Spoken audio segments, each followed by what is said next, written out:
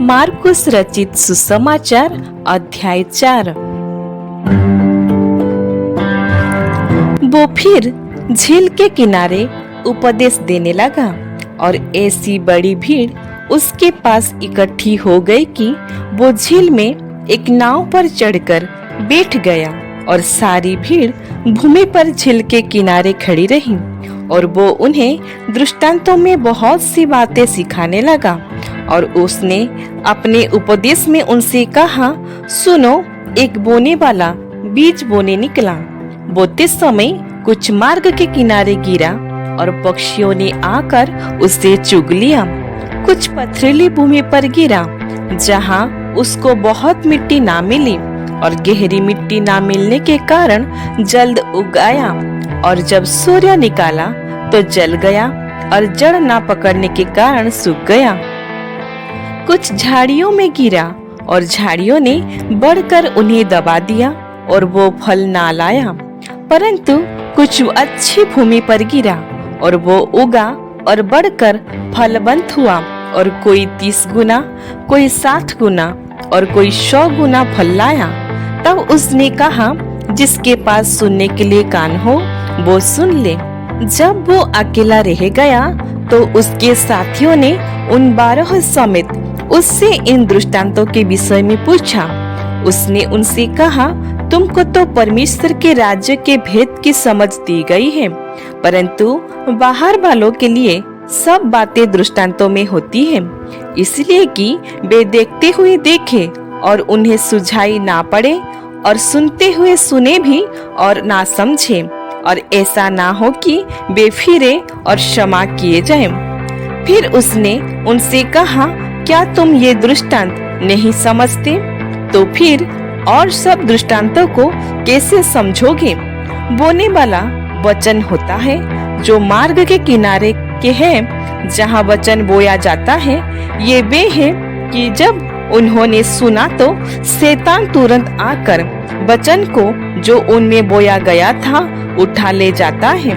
वैसे ही जो पथरीली भूमि पर बोए जाते हैं, ये वे हैं जो वचन को सुनकर तुरंत आनंद से ग्रहण कर लेते हैं, परंतु अपने भीतर जड़ न रखने के कारण वे थोड़े ही दिनों के लिए रहते हैं। इसके बाद जब वचन के कारण उन पर क्लेश या उपद्रव होता है तो वे तुरंत ठोकर खाते हैं। जो झाड़ियों में बोए गए हैं वे ये हैं जिन्होंने वचन सुना और संसार की चिंता और धन का धोखा और अन्य वस्तुओं का लोभ उनमें समाकर वचन को दबा देते हैं और वो निष्फल रह जाता है।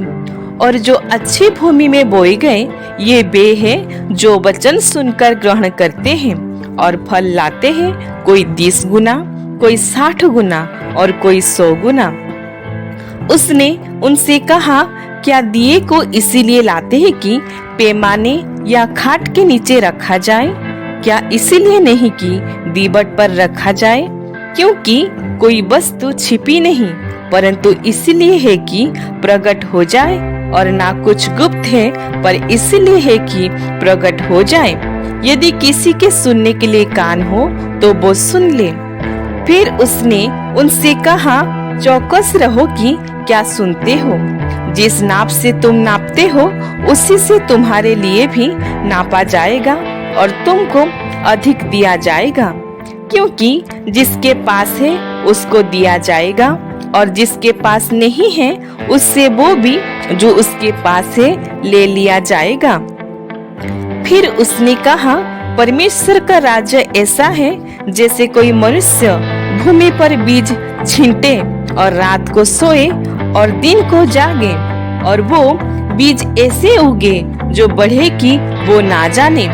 पृथ्वी आप से आप फल लाती है, पहले अंकुर, तब बाल और तब बालों में तैयार दाना, परंतु जब दाना पक जाता है तब वो तुरंत हंसियां लगाता है क्योंकि कटनी आ पहुंची है। फिर उसने कहा, हम परमेश्वर के राज्य की उपमा किससे दें और किस दृष्टांतों से उसका वर्णन करें?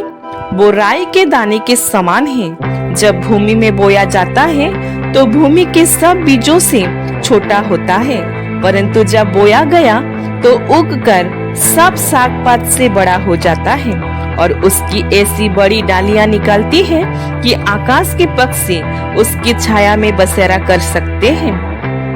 वो उन्हें इस प्रकार के बहुत से दृष्टांत दे देकर उनकी समझ के अनुसार वचन सुनाता था और बिना दृष्टांत कहे वो उनसे कुछ भी नहीं कहता था, परंतु एकांत में वो अपने निज चेलों को सब बातों का अर्थ बताता था। उसी दिन जब सांझ हुई तो उसने चेलों से कहा, आओ हम पार चले। और वे भीड़ को छोड़कर जैसा वो था वैसा ही उसे नाव पर साथ ले चले और उसके साथ और भी नावें थीं।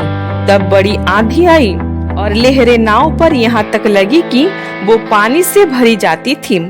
पर वो आप पिछले भाग में गद्दी पर सो रहा था। तब उन्होंने उसे जगाकर उससे कहा, हे गुरु, क्या तुझे चिंता नहीं कि हम नष्ट हुए जाते हैं? तब उसने उठकर आंधी को डांटा और पानी से कहा, शांत रे, थम जा। और आंधी थम गई और बड़ा चैन हो गया। और उनसे कहा, तुम क्यों डरते हो? क्या तुम्हें अब तक विश्वास नहीं? वे बहुत डर गए और आपस में बोले, ये कौन है कि आंधी और पानी भी उसकी आज्ञा मानते हैं? ईश्वर इस वचन के द्वारा हम सभी को बहुतायत से आशीष दे।